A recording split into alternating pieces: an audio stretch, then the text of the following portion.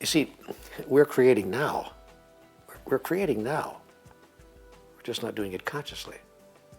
Everything that's happening, everything that's occurring, everything that is the result of our unconscious creation. So what's required now is for us to lift the consciousness of humanity so that we can literally know what we're doing and begin to create consciously. Not just our own lives, not just a new car, a nice bauble to wear around our neck, a new home or a better job. It's okay, I guess it's all right, but what a limited vision. Supposing we decided that the true act of creation had to do with recreating the world, and to create a world in such a way that all good things would come to us without struggle, without stress, that all the wonders of life would belong to all the people of life. Wouldn't that be interesting? Who can vote against that? So the idea is to consciously create rather than unconsciously. And that's, I think, what life is inviting us to do. Life is a process that informs life about life through the process of life itself. So just look at your life and you'll find out what you believe. And if you want to change the life that you're looking at, change the beliefs that you're holding. It's really quite simple, unless it's not.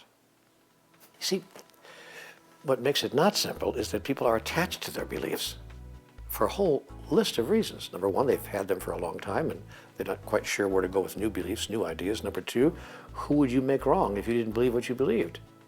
Think about that. Who would you make wrong if you suddenly changed your belief? Your father, your mother? Who told you that it was like that? So it's not just changing your belief, it's changing your loyalties. You have to make somebody wrong to make yourself clear. So people have a hard time letting go of beliefs, even when they see fundamentally and easily that the beliefs they now hold are not serving them and not serving humanity. It doesn't matter. We watch ourselves do these things and we cling to yesterday's thought about life tenaciously, even as we are destroying ourselves with those thoughts and ideas. But what if somebody came along with a new thought, a new idea, a new gospel? Here's a 15-word new gospel that was given to me in the Conversations with God dialogue. We are all one. Ours is not a better way. Ours is merely another way.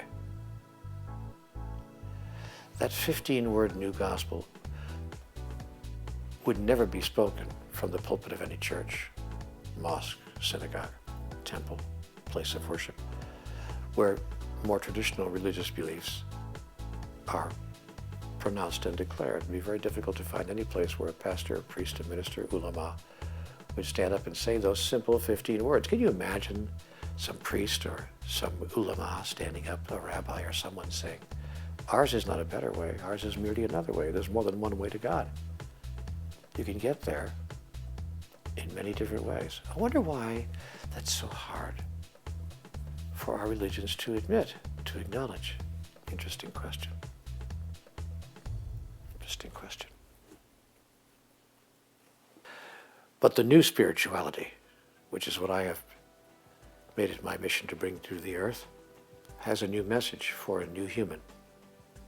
People have asked me, what is the new spirituality? The new spirituality is a way of relating.